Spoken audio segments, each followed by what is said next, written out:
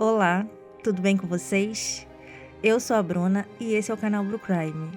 Aqui no canal eu falo sobre casos criminais reais toda quinta-feira às 19 horas. Se você gosta desse tipo de assunto, se inscreve aí no canal, deixa um like, um comentário.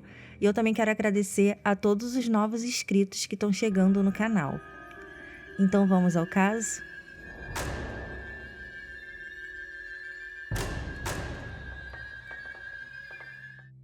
Sylvia May Quayle nasceu no dia 23 de setembro de 1946 em Denver, Colorado, Estados Unidos.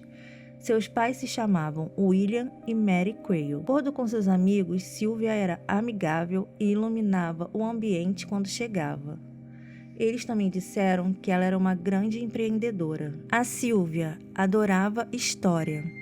E aos 34 anos, ela estava trabalhando como secretária num escritório de arquitetura. Ela também era uma ótima cozinheira e abriu seu negócio próprio de bolo de casamento.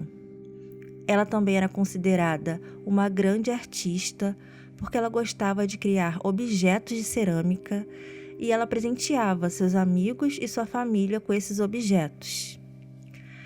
A Sylvia era muito próxima da família, principalmente dos seus pais, e a casa dela ficava a 50 metros de distância da casa dos pais. Dava para ir andando. E ela tinha o costume de toda manhã, antes de ir trabalhar, ela ia para a casa dos pais para tomar o café da manhã com eles. Mas na manhã do dia 4 de agosto de 1981, a Sylvia não apareceu como de costume na casa dos pais para tomar o café da manhã.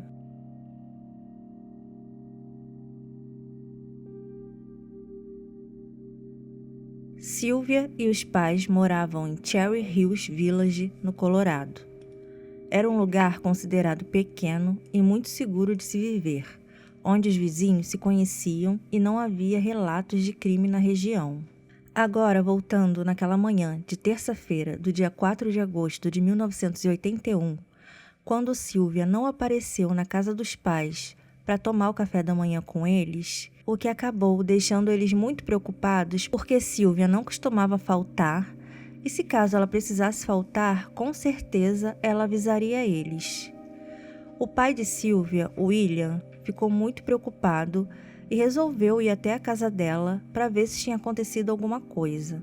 E como era bem perto, ele foi andando. Ao se aproximar da casa da filha, William notou que a porta estava aberta e ele, achando isso bem estranho, começou a chamar por ela, que não respondeu. Então, ele resolveu entrar na casa e assim que ele entrou na casa, ele viu caída no chão da sala a filha dele, a Sylvia. E ele logo notou que ela já estava sem vida. Ele ficou em choque, muito nervoso, mal conseguia falar, mas mesmo assim, ele ligou o mais rápido possível para a polícia para comunicar o que ele tinha acabado de ver. E por volta das 8 da manhã, a polícia chegou na casa junto com a emergência. Mas a Sylvia realmente já tinha perdido a vida aos 34 anos de idade. Os investigadores, que já estão acostumados a trabalhar e lidar com esse tipo de caso, falaram que para eles aquela cena já era muito chocante. Imagine para o pai da Sylvia, como ele deve ter ficado nesse momento vendo a filha daquele jeito. Sylvia tinha sido abusada sexualmente. Havia uma faca ao lado do corpo e ela estava suja de sangue. E provavelmente essa faca tinha sido usada para tirar a vida dela. Ao examinarem o corpo da Sylvia, eles viram que ela também tinha sido baleada na cabeça. E os legistas falaram que aquele crime foi um crime de muita raiva, que a pessoa que fez aquilo com ela tinha a intenção de que ela realmente morresse. Olhando bem a casa, os investigadores concluíram que Sylvia estava deitada na cama quando foi atingida pelo disparo, porque eles encontraram um furo na tela da janela do quarto e sangue na cama. Os investigadores disseram que após ser atingida pelo disparo, a Sylvia ainda conseguiu levantar da cama e tentar fugir da casa. Mas o invasor pulou a janela do banheiro e segurou a Sylvia na sala, não deixando que ela fugisse. A faca que foi usada no crime pertencia à casa da Sylvia. Mas, olhando a casa toda, os investigadores viram que nada de valor tinha sido roubado. Eles achavam que a motivação do crime era somente sexual e que esse invasor já devia estar observando a Sylvia, a rotina, os horários dela há muitos dias e que com certeza ele sabia que ela morava sozinha. Outra coisa que os investigadores viram é que a linha telefônica da casa da Sylvia tinha sido cortada pelo lado de fora. Uma das coisas que mostra que o crime foi premeditado. Durante a noite, o quintal ali da casa da Sylvia ficava muito escuro. E se ela estivesse sendo observada por alguém pelo lado de fora, ela não conseguiria ver. Os investigadores recolheram vários objetos da cena do crime para ver se conseguiam pegar algum DNA. A polícia não passou o detalhe desse crime para ninguém, para não atrapalhar nas investigações. E outra coisa que os legistas concluíram era que Sylvia já estava morta há bastante tempo antes do seu pai chegar. Nem os familiares e nem os vizinhos ouviram disparos, gritos e nenhum barulho aquela noite. E a última pessoa que falou com Sylvia foi a irmã dela, por telefone, na noite anterior, por volta das 11h30 da noite. A irmã dela falou que a ligação foi rápida, mas que ela não notou nada de estranho durante o telefonema com Sylvia e que elas conversaram um pouco e Sylvia disse que já ia dormir. Então isso era sinal de que às 11h30 da noite o telefone da Sylvia ainda estava funcionando normalmente. O que os investigadores acham é que após ela desligar o telefonema com a irmã, o invasor cortou a linha porque já estava observando ela. A irmã da Sylvia, a Jo, ela relatou para a polícia que um mês antes de acontecer o crime, a irmã dela já tinha notado que a tela da janela dela tinha sido mexida. Ela ficou com medo e chamou a polícia. A polícia foi até a casa dela, observou, viu que nada tinha sido roubado, então eles falaram que não podiam fazer nada, mas que eles iam fazer um relatório do que tinha acontecido e iam ficar observando a casa dela.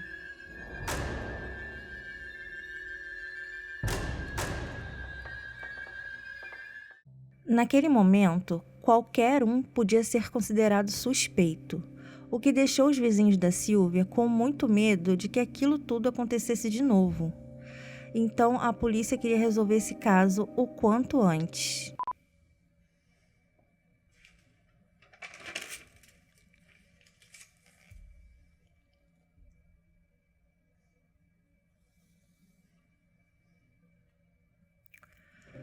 Várias pessoas próximas da Sylvia foram ouvidas pela polícia. E alguns amigos da Sylvia relataram uma coisa que nem a família dela sabia. A Sylvia falou para alguns amigos que se acontecesse alguma coisa com ela, a primeira pessoa que eles poderiam considerar culpado era o seu ex-namorado Pete.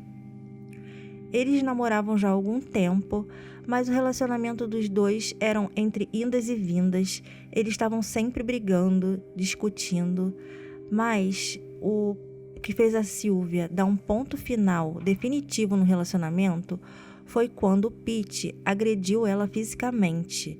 E ele agrediu ela na casa dela, na sala, onde justamente ela foi encontrada sem vida. Agora, para a polícia, o ex-namorado era o principal suspeito. O Pete foi localizado pela polícia e levado para interrogatório.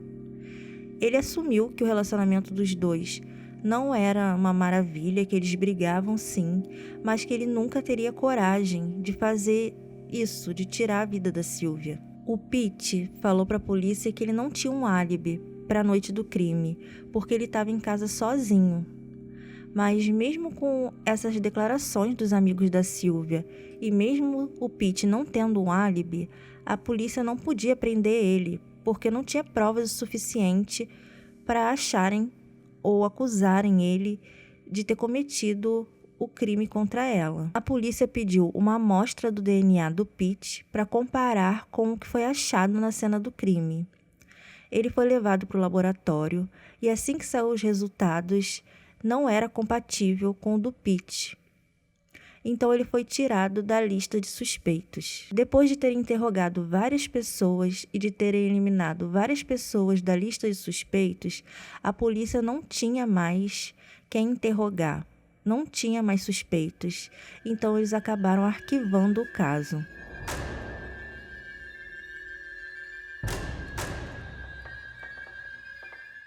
Cinco anos se passaram e em 1986, um homem que estava preso na cadeia da Flórida, chamado Otis Stu, e seu amigo Henry Lee Lucas foram presos e acusados de tirar a vida de algumas pessoas. Na cadeia, os dois se gabavam de ter tirado a vida de mais pessoas do que a polícia sabia. O caso do Henry Lee Lucas, ele é bem conhecido. Se vocês quiserem, eu trago aqui para vocês. Ele e esse amigo Otis, eles tinham a fama de contar muitas mentiras sobre crimes que eles não tinham cometido. O Otis disse para a polícia que ele cometeu vários crimes separado do amigo Henry e que um desses crimes tinha sido o que aconteceu contra a Sylvia. E ele deu detalhes para a polícia de como tinha feito para tirar a vida dela. A polícia fez várias perguntas para ele que ninguém sabia sobre o caso. Algumas ele respondia errado e outras ele não sabia responder. Mas mesmo assim, a polícia considerou ele como culpado de ter tirado a vida da Sylvia. O Otis não chegou a ser levado a julgamento por ter assumido o crime contra a Sylvia, porque ele tinha deixado muitas dúvidas nos investigadores e também na irmã da Sylvia, se tinha sido ele mesmo que tinha feito aquilo, porque ele não conhecia nem a região onde a Sylvia morava. Então, os investigadores montaram uma cronologia das viagens, da linha do tempo, das viagens que o Otis fazia, cometendo esses crimes que ele falou, e era impossível que ele tivesse em Colorado no dia que ele falou que estava. Os investigadores descobriram que a maioria das confissões de Otis foram inventadas e ele assumia crimes que não cometeu. O que o Otis fazia era estudar vários casos e assumia a culpa para se gabar na cadeia e ganhar atenção. Eles fizeram o exame de DNA do Otis para comparar também com o da cena do crime e deu negativo, não era compatível. Então, realmente não era ele o culpado. Mas isso fez com que a polícia perdesse mais tempo nessa investigação e também deu falsas esperanças para a família da Sylvia, que achava que esse caso já ia ser concluído. Ter que voltar ao ponto inicial das investigações foi muito doloroso para a família da Sylvia, principalmente para o pai dela, que começou a se isolar depois disso e ficou muito doente e acabou falecendo sem antes saber quem tinha sido o culpado por cometer aquele crime contra a filha dele. Com o passar do tempo, as pessoas foram seguindo suas vidas e nem os investigadores sabiam se eles iam conseguir solucionar esse caso. A irmã da Sylvia falou que, fazendo muita terapia, ela também resolveu seguir em frente, porque era o que a Sylvia ia gostar de ver. Várias tentativas de encontrar o suspeito no Banco Nacional de Dados da polícia,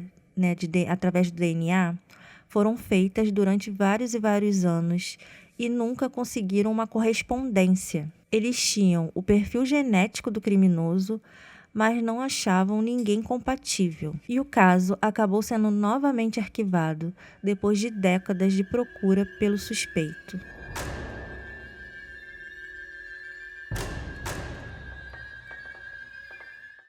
Com o avanço da tecnologia, eles usaram a genealogia genética para ajudar nesse caso em 2020. O caso da Sylvia foi reaberto e eles usaram o DNA que eles tinham para montar a árvore genealógica para ver se eles conseguiam chegar no suspeito. Alguns meses se passaram até que chegaram em um nome: David Dwayne Anderson. David morava a poucas casas de distância da Sylvia na época do crime em 1981. E a polícia descobriu que nessa época o David já tinha sido preso várias vezes por furto na região. E uma das maneiras dele entrar nas casas era pulando a janela, bem parecido como o que o homem fez para entrar na casa da Sylvia. Quando chegaram no nome dele, David já estava com 62 anos e vivia em Nebraska. Mas antes de chegar nele diretamente, os detetives queriam o DNA dele. Então, conseguiram o endereço do David e foram até a lixeira da casa dele e coletaram algumas coisas do lixo. E ao analisarem uma lata de refrigerante, os detetives encontraram a correspondência exata com o DNA encontrado na Sylvia. 40 anos depois, finalmente, os investigadores conseguiram chegar até o culpado de ter tirado a vida da Sylvia. No dia 21 de fevereiro de 2021, eles levaram o David Anderson sob custódia. O David não perguntou nada sobre o porquê estava sendo preso e ficou em silêncio a maior parte do tempo. Durante o interrogatório, o David dizia que não sabia como o DNA dele tinha parado lá, porque ele nem conhecia a Sylvia. Mas ele não tinha como negar, porque os fluidos biológicos dele foram encontrados no corpo da Sylvia. A polícia já tinha prova o suficiente para acusar como culpado o David. Depois de 40 anos de espera, a irmã da Sylvia, a Jo, ela disse estar aliviada por terem conseguido prender o verdadeiro culpado de ter tirado a vida da sua irmã. Os pais da Sylvia, infelizmente, já tinham falecido e não puderam ver a justiça finalmente começar a ser feita. E mostraram a prova do DNA do David que foi encontrado no corpo da Sylvia devido ao abuso. Todos que estavam ali assistindo ao julgamento ficaram chocados ao ouvir tudo que o David tinha feito com a Sylvia. Mas mesmo com todas essas provas, o David se declarou inocente.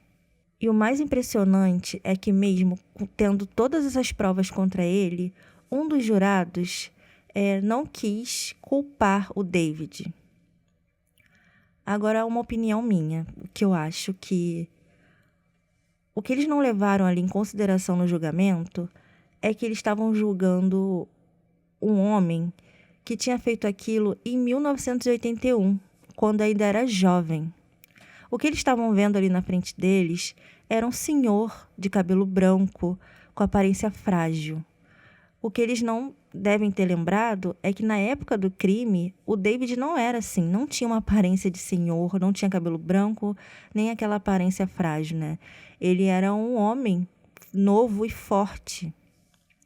Então, eu acho que isso também fez com que esse jurado não votasse para que ele fosse culpado. E isso fez com que eles tivessem que marcar um novo julgamento.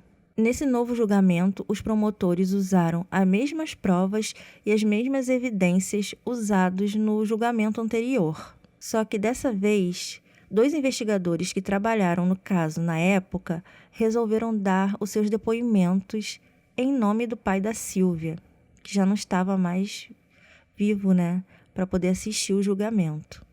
E eles falaram tudo que eles tinham visto naquela cena do crime.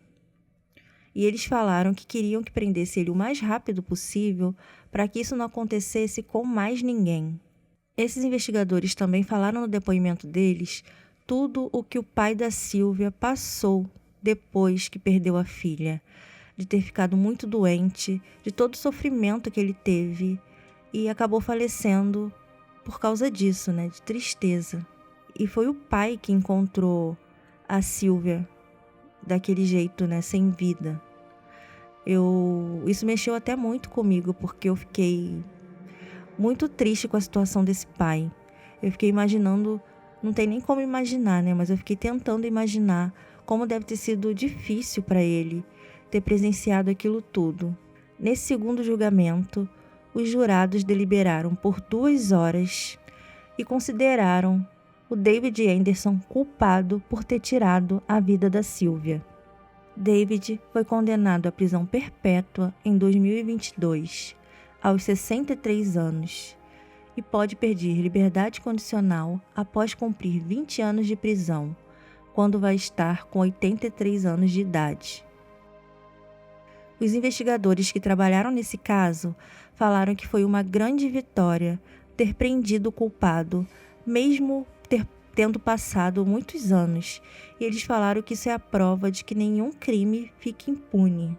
A irmã da Sylvia, a Jo, falou que durante o julgamento ter escutado o David ser considerado culpado fez ela pular de alegria. Como pode um homem conseguir viver bem e tranquilo 40 anos livre, sabendo o crime horrível que ele cometeu contra uma mulher cheia de vida e sonhos? Então, gente, esse foi o caso de hoje. Espero que vocês tenham gostado do vídeo. Deixe um comentário aí me falando o que vocês acharam desse caso. Se você não for inscrito no canal ainda, se inscreve. Eu quero agradecer de novo a todos os novos inscritos que estão chegando. Isso ajuda muito a gente a continuar com o canal. Compartilha com as pessoas que vocês sabem que também gostam desse tipo de conteúdo. Vamos fazer esse canal crescer. Obrigada por assistir o vídeo até aqui. Eu vou deixar minhas redes sociais também aí, se vocês quiserem seguir lá também. Vou deixar um card aqui com os vídeos antigos que tem aqui no canal. São bastante vídeos. Um beijo e até o próximo vídeo.